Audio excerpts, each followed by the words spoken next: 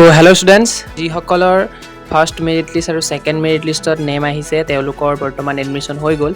এতিয়া যিসকলৰ ফাৰ্ষ্ট আৰু ছেকেণ্ড মেৰিট লিষ্টত নাম নাই তেওঁলোকক স্পৰ্ট এডমিশ্যন কৰিব লাগিব। ঠিক আছে, এতিয়া স্পৰ্ট এডমিশ্যন কেনেকৈ কৰিবা তাৰ বিষয়ে কথা পাতিম।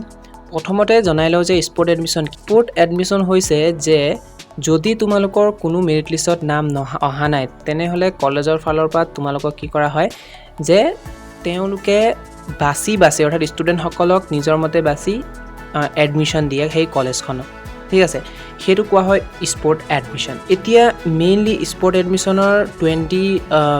এডমিশ্যনটো 20 তাৰিখৰ পৰা আৰম্ভ হ'ব, 20 জুনৰ পৰা। এতিয়া কি হৈছে যে কিছুমান ষ্টুডেণ্টক স্পৰ্ট এডমিশ্যনৰ কাৰণে 19 জুনত মতা হৈছে। ঠিক আছে, আমাৰ এইফালে কলেজতো ছেইম কণ্ডিশ্যন, বহুতো মোৰ ফ্ৰেণ্ড আছিলে সেইসকলকো মাতিছে।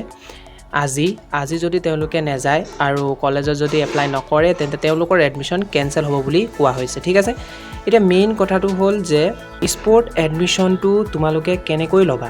একচুৱেলি স্পৰ্ট এডমিশ্যনৰ কাৰণে তোমালোকৰ ফালৰ পৰা একো কৰিব নালাগে। ঠিক আছে, কাৰণ স্পৰ্ট এডমিশ্যনত কি হয় যে কলেজৰ ফালৰ পৰা তোমালোকক মতা হ'ব আৰু তেওঁলোকে নিজেই সেই কলেজখনত যোনখন কলেজত তোমালোকে এডমিশ্যন ল'ব বিচাৰা সেইখনত তোমালোকক এডমিশ্যন দিয়া হ'ব। ঠিক আছে, তাত তোমালোকৰ কোনো ধৰণৰ হাত নাথাকে।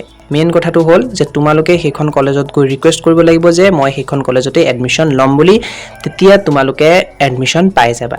ঠিক আছে, বাকী সিমানেই কৰিব লাগে। ডকুমেণ্টছবোৰ তোমালোকে জানাই যে কি ডকুমেণ্টছ লাগে, আৰু যদি কলেজত তোমালোকৰ আজি 19 জুনত মাতিছে তেনেহ'লে তোমালোকৰ এডমিশ্যনটো হৈ যাব। নাই মতা যদিও 20 জুনত তোমালোকৰ আৰম্ভ হ'ব, ন'টিছখন ওলাব, তেতিয়া তোমালোকে এডমিশ্যন ল'ব পাৰিবা। ধন্যবাদ।